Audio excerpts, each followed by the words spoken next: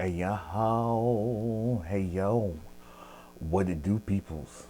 What's good? It is your boy Kevin Wright, aka Kev on Mission. I'm coming through here with another video for you. So, before I get into what I'd like to talk about, as always, I got a few things that will be very helpful with helping this channel to grow and helping this channel to encourage people. Those are these things here. Number one, if you like what you see, please don't be selfish. Share that thing with somebody else. Somebody else needs to be encouraged. Somebody else needs to get confirmation that, hey, I'm not crazy. This is a real thing. And this video very well could do that. So if it encourages you in that way, do me a huge favor and share this video with somebody else. I would encourage them. Now, if you want to know exactly when my content drops, I need you to do a couple things. First of all, go ahead and hit that subscribe button, subscribe to the channel. Also, go ahead and ring that bell on the far right so you can get all the notifications. Also, please hop in these comment sections and let me know how this video is encouraging you. Let me know how this thing speaks life. All of those things are helpful in your support. So if y'all could do that for me, that would be very helpful in moving things along. Now, that being said, I want to talk to you today about a subject called the ambush. Before I define what the ambush is, I'm going to get into what prompted me to record this video. So last night I was hanging out, settling in and all of that, and I saw somebody put up a post talking about how they had made an appointment to meet up with their pastor. In the morning of the meeting, they sent the pastor a text saying, hey, I don't have any agenda for this meeting. I just want to meet with you and I just want to encourage you. And even thinking about that as I'm saying this to you, I've thought about the various times as I've been very fortunate and favored to have relationships with a lot of pastors and ministry leaders, even in my own ministry journey, because I'm also a ministry leader myself. So I fall into this category of peoples. And in my early days of building bridges, I realized a lot of the times being asked, what is this meeting for? And I would always say, actually, this is just to build a bridge. This is to build relationships. And so I thought it was really cool that this person made it aware that, hey, I'm just wanting to encourage you. I have no other reason for wanting to meet with you. And when they did get with the pastor to meet with them, the pastor thanked them for sending the text and saying, you know how it is. And they proceeded to say that ambushing is a really sad reality. And so by all means, make sure you be intentional about encouraging your pastor. By all means, make sure you're intentional about praying for your pastor. Now, that being said, an ambush is this. An ambush is when, and it doesn't just happen with pastors, but since this post was ministry related, my channel is ministry related, I'm speaking in the context of ministry. So an ambush in the context of ministry is when you decide you want to set up a meeting such as, hey, let's go to coffee. Let's go grab dinner here. And the truth of the matter is, while yes, you will be drinking coffee or you will be grabbing a meal, the truth is you have a hidden agenda behind why you want to meet. I will also be very forward after I further my explanation. You say you want coffee, you say you want dinner, but when the pastor arrives to coffee or dinner, you proceed to unload a complaint, an issue, a concern right on the spot without giving any prior notice. I will be very upfront and say that is dishonest, disingenuous. It is also dangerous. You need to understand the fact that it is not kind, it is not right, it is not fair to ambush somebody like that with an issue, particularly because you've had time to think through this issue. You've had time to calculate the concern. You've had time to process on your end. You're not giving your pastor time to do any of that when you ambush them with a meeting. Also, to be clear, I'm going to give you a disclaimer right now. So for those of you who want to say, what about this? We ain't even talking about that. So don't you attempt to bring any distraction to the ambush by saying, well, what if it's an actual issue that should have been addressed and wasn't? What if it's an issue I've been attempting to meet with them about and they've been avoiding me? What if it's a serious issue like sexual misconduct, or any of them things? That ain't what we talking about. We're talking about the basic issues that say maybe you had an issue with what was said in the sermon, maybe you have an issue with maybe the sound booth or something, or anything where it is an issue that if you wanted to talk about it, I'm 110% sure the pastor would be open to sit down with you and talk through this issue. And the issue is you need to say so because they need to be able to process. So when they sit down with you, they can actually have solutions. Again, let me double down on my disclaimer. We're not talking about character integrity issues. We're not talking about misconduct of any sort. We're not talking about avoidance, ghosting, all of that. Those fall into a completely different category, and that is not what's being talked about when I talk about you ambushing somebody. Again, because if we're going to use terms like I've used, such as being dishonest, disingenuous, and dangerous, it is dishonest to avoid an issue that somebody has given you ample time to confront. It is disingenuous to make that issue more difficult for them to have a conversation with you when they do sit down with you, because you personally are uncomfortable with the conversation. So then you begin to back it up. You start to do things. Again, that is not the subject. I'll reiterate, the definition of an ambush is this is an issue that you want to bring. This is a complaint you want to bring. This is a concern that you want to bring. And you've had time to think through why it's an issue and all of that. And you decide to blindside, ambush pastor with the issue instead of giving it to them in advance saying, hey, this is my concern. This is what I'd like to talk about. Could we set up a time so we can talk specifically about this thing? And all of that overthinking and guessing, saying things like, well, they might avoid me. They may not want to talk to me. That's immaturity. Because if you say up front what your issue is, and when we're dealing with people of integrity, they will say, this is the best way to go about having the conversation about what it is you're talking about. So all those other issues I mentioned about trying to avoid and all that stuff, that's not who I'm talking about here. Now to move a little bit more forward and make it a bit more personal, I will mention one of times where actually it was two individuals that tried to ambush me in a conversation. And in this case, it was two friends. We had just gone to church, and afterwards we went to have breakfast. And I thought it was just going to be a typical breakfast. But somewhere in there, and here's the thing, I knew what was coming because I noticed the two beginning to whisper about some things. So I was already figuring, okay, they're going to try to double team to get into a situation where they ask me a question about something going on with me that they probably can figure I'm not going to say. And they were right. As soon as they asked, I said, no, I'm not going to tell you about that. And here's why I'm not going to tell you. Telling y'all, here's why I knew not to get into the issue that they wanted to get into. The truth of the matter is this.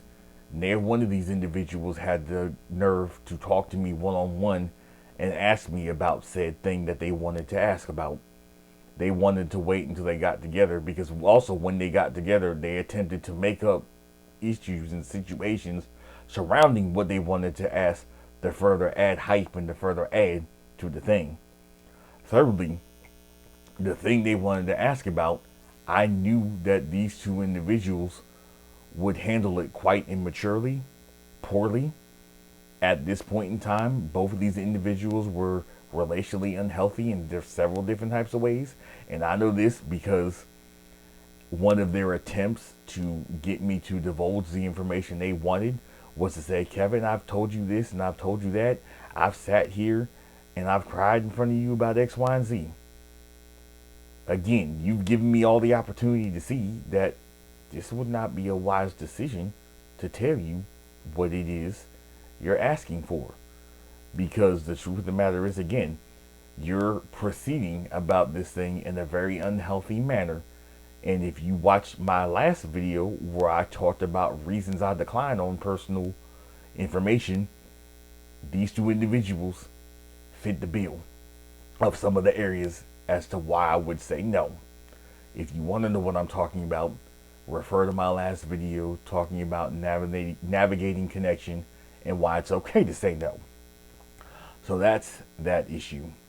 Now to take things further, another individual had made a post too, talking about when a lot of people say they want community, they don't really want community as family and our relationships.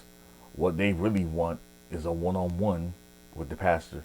Matter of fact, I'm gonna give this dude a shout. His name is Chad Holfer, because he said he couldn't wait to see this video. He posted about the fact that a lot of times community means a one-on-one with the pastor. You don't want nothing to do with family. You don't want nothing to do with relationships. You simply want a one-on-one with a pastor. And the truth is, you really don't want a pastor. You want a therapist. And another friend of mine who I was talking to about this particular status took it one step further. You really don't want a therapist either. Because a pastor or a therapist, when you sit down with them to tell them what's happening, they are going to give you suggestions and things on how to move forward past the current issue that you're having a one-on-one with them about. The truth of the matter is, you just want somebody to sit down here and listen to your mess with no intention of changing. You just want somebody to hear why you right, or are you right. Knowing you dead wrong, you in the wrong. About as wrong as the day is long, as the saying goes. That's where you stand. But you out here trying to be all kind of slick, talking about some, I want to have a meeting with them. You just want somebody to hear your mess. You don't sit your tail down. Just like you want to be dishonest and disingenuous, you want to meet with somebody and you want to talk about, let's have some coffee. Let's have a meal. Let's get together. Knowing you have a whole nother issue. That's dishonest, disingenuous, and dangerous.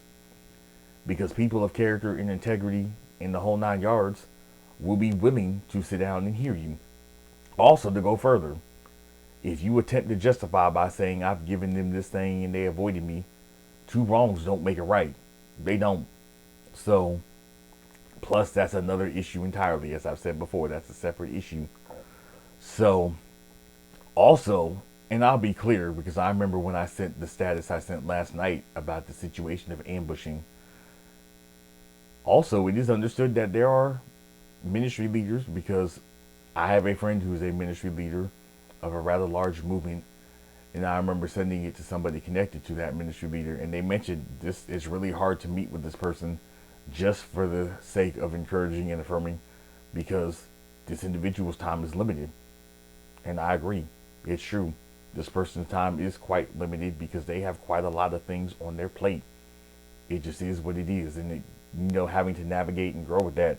And I mentioned to this individual that I have had to be extra creative in my time with that individual in order to get that time with the intention of affirming and the like.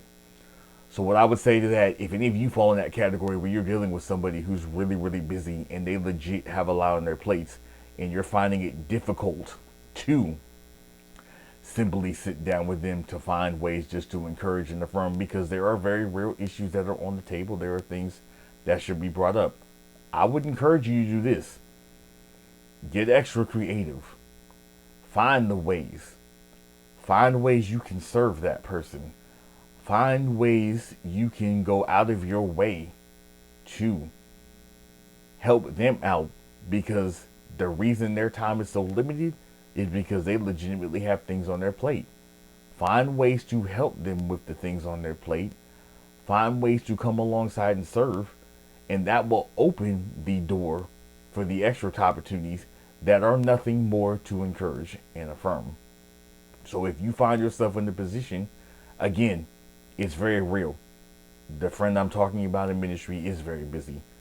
The person I'm talking about that mentioned to me it's hard to meet with them just to encourage and affirm. I can imagine, yeah, there are some issues that need to be brought up. So I'm not discounting either one of those things. But I want to say to you, if you find yourself in that same type of a situation, And I would say, get extra creative. Find ways to help serve. Find ways to be there. Think about things that they don't, especially those of you who your love language is acts of service. Find some ways you can serve, because in your finding ways to serve, you can help them get some of those things off their plate, which would free some of that limited time they do have to be able to sit down and be intentional about you just simply pouring encouragement into them, because there's enough time that is spent to discuss issues and other things that there definitely needs to be time spent encouraging and praying for your pastor. Period. Like, that needs to be happening, because they deal with a whole lot of things, and then that encouragement can go a long way. Those affirmations and affirming can go a very long way.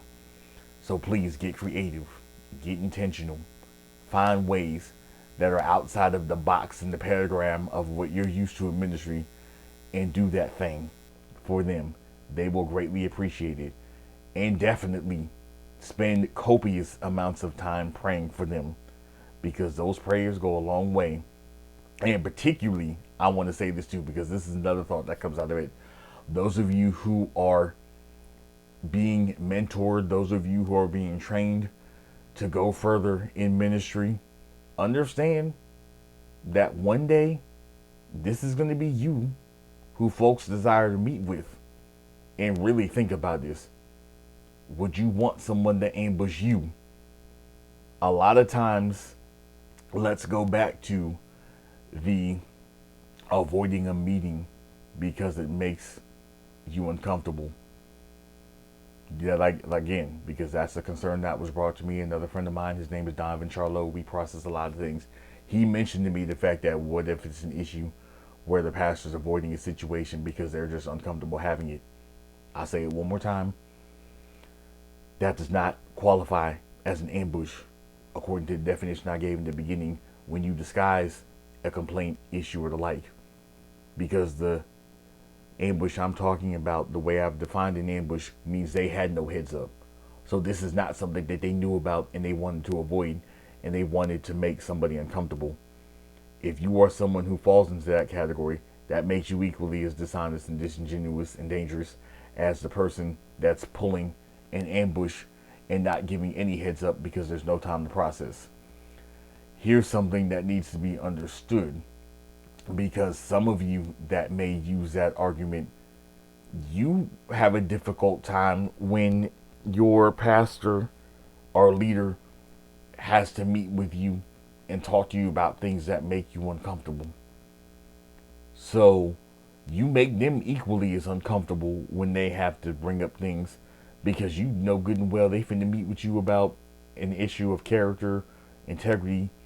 You're not trying to hear what they trying to say, because you know it directly relates to you. So you would do everything in your power to make them uncomfortable in that meeting. Understand, one day, this is going to be you that people are going to want to meet with. It's going to be you that people are going to want to discuss things with. The word says in Matthew 7:12, Jesus talks about this: treat others as you yourself would want to be treated. In doing so, this is fulfilling the law of Christ. Understanding a huge thing about why ambushing folks is not okay. Because if you yourself wouldn't want to be ambushed by somebody in a meeting, you need to make a practice of not ambushing other folks. You need to make a practice of being intentional and being creative about affirming folks and spending time in prayer for those who lead, those who have charge over you.